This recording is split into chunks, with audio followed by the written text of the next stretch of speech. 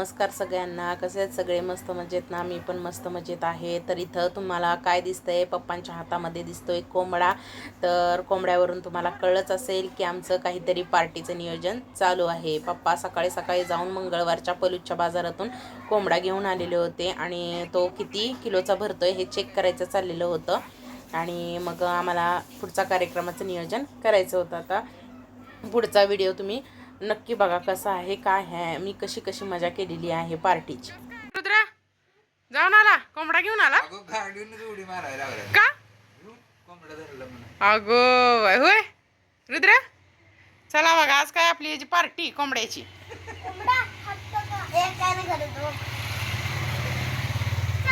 त्याच्यानंतर आम्ही मसाला वगैरे सगळं वाटून घेतलेला होता, भात वगैरे बनवून घेतलेला होता, सगळं रस्सा वगैरे बनवण्याचं सगळं मसाल्याचं वाटण वगैरे सगळं बनवून घेतलेलं होतं आम्ही घरातूनच. म्हणजे गेल्यानंतर काय टेन्शन नको, भात आणि भाकरी बनवल्यामुळं फक्त भाजी आम्हाला तिकडे जाऊन बनवायची होती.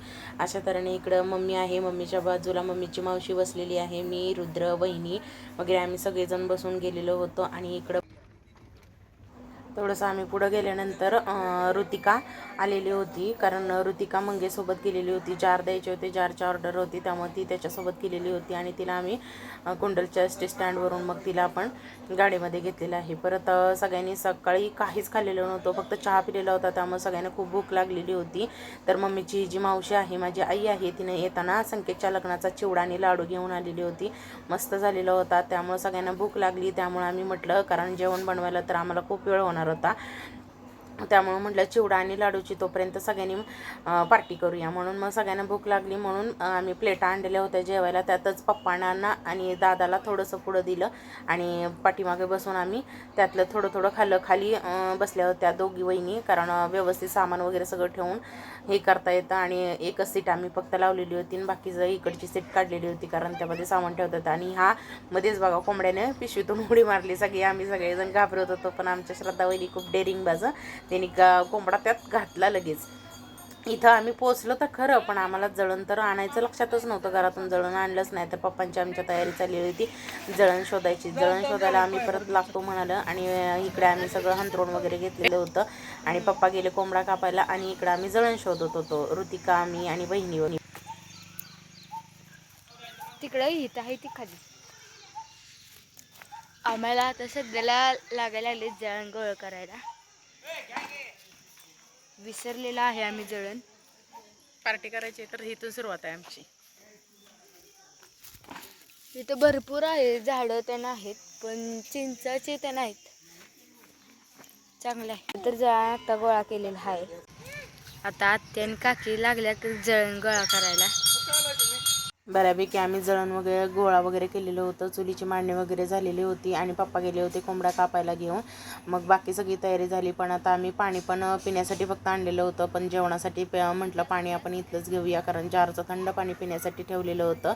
आणि मग पाणी वगैरे घेऊन आलो आणि ऋतिका आमची चालली कशासाठी बघा ती सांगते. ती ऋतिका आमची चालली काडीपेटी आणायला, कारण आम्ही काडीपेटीच मेन घ्यायला विसरलेलो होतो चूल पेटवण्यासाठी. त्यामुळे ती गेली होती दुकानात. तिथं एक छोटंसं दुकान होतं, काडीपेटी घेऊन येते म्हणाली. झालं, मग सगळं घेतलं. आमची बाकी सगळी तयारी झाली. मोठी वहिनी माझी बसली होती कांदा चिरत आणि इकडं आम्ही मग श्रद्धा वहिनी आणि आम्ही चूल पेटवायला घेतलेली होती. या भीतीने चूल तर पेटलेली आहे. इकडे मंगेश आणि पियुष जाऊन त्या दोघांनी कोंबडा वगैरे कापून कट करून घेऊन आले. हे बघा पाठीमागं पियुष दिसतोय ना, पिशवीमध्ये तो कट करून घेऊन आलेला होता. आणि गाडीतूनच त्यांनी जळण वगैरे पण घेऊन आलेले, कारण शेवटी किती शोधून शोधून आम्हाला थोडंसं सापडलेलं होतं, जास्त काही जळण सापडलं नाही. त्यामुळे तो तिथं विकत पण भेटतं, तो घेऊन आला. आणि मग इकडं परत सगळ्यांना मस्त असा गोळावाला दिसला, तर मग गोळा खायची इच्छा झाली. आणि हे बघा इकडं गोळा वगैरे पण आम्ही घेतलेलं होतं. आणि मंगेश आमचा मस्त चिकन मटन वगैरे मग खूप छान बनवतो, म्हणून आम्ही त्याला सांगितलं बनवायला, फक्त आम्ही त्याच्या हाताखाली गेलेलो होतो. त्याने मस्तपैकी तेलामध्ये कांदा वगैरे टाकलेला आहे आणि जाळ पण खूप छान लागलेला आहे.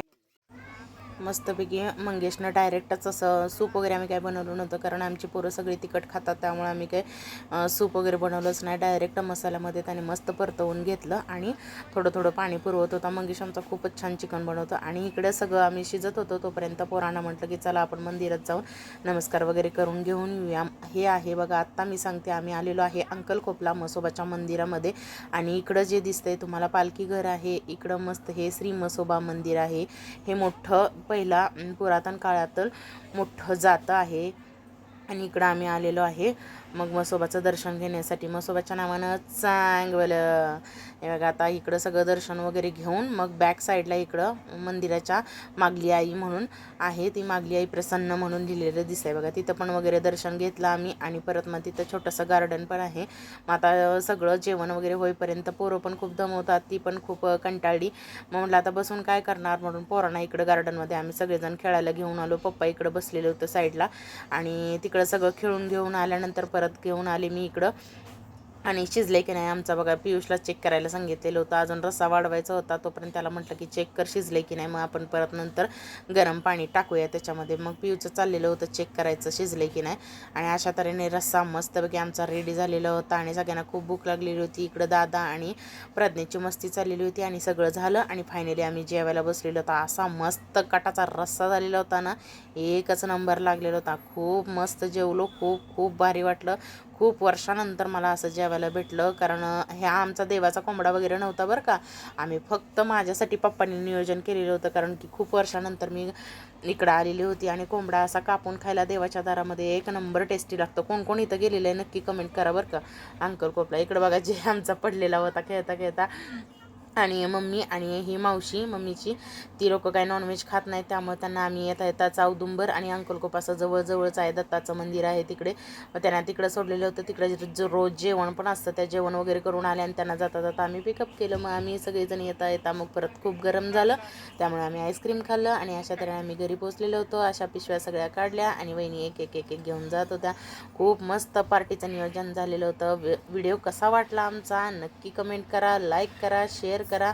आणि आपल्या चॅनेलला सबस्क्राईब करायला अजिबात विसरू नका. Bye bye.